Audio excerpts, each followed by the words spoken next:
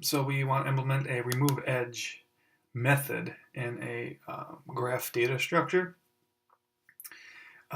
which takes in two nodes or vertexes, so and remove the relationship between them. So like in this with the picture, let's see here. Never mind.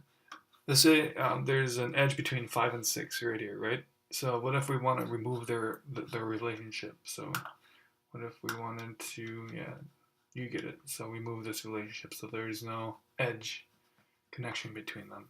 How would we go about that, doing that in code, in JavaScript code, or logic, essentially? Um, yeah, so what you want to do is, yeah, so you remove edge, takes you two nodes, so like 5 and 6. And we want to make sure that there is a relationship in the first place. I mean, if there wasn't, there's no need to remove an already non-existent edge. So that's why this if line 119 is there. So if an edge exists, it returns true. Let's get a reference to their edges array, the node objects edges array. So node number 1 and node number 2. So this would just be an array of objects that they're connected to. And now we want to reassign,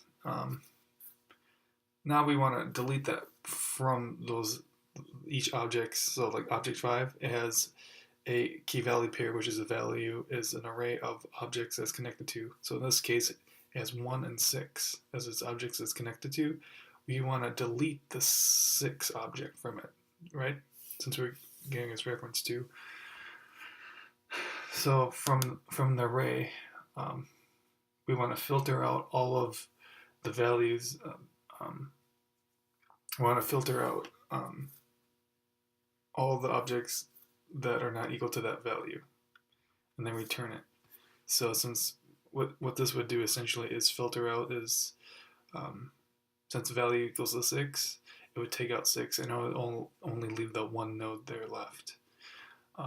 If we wanted to filter out, like delete, like say this one with number 1. So right now, one edge has, all right, before I do that, one has an edge array containing 4 objects. It's the 6 object, the 3 object, the 2 node object, and the 5 node object. And if we filtered it out for when value equals 3, we filtered 3, so it would only leave 2, 5, and 6 nodes left in that one, an array of the one graph nodes objects, right? So that's what this filter does. It doesn't not equal to the node in question, right? Node 1, node 2. So that's what these two lines do. Whoops, 124 and 125. It just removes the node object from the array. So, and that's essentially it. But there's this one little thing. If so, just saying in this case, if we wanted to remove 1 and 5, which we would do, 5 is a strangler outside the hook graph, so we might as well remove it, right?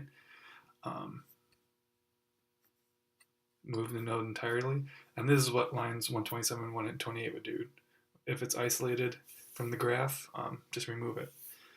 And how can you tell if it's isolated? If it has no connections, so, or edges, right? If they equal 0, then just remove the vertex.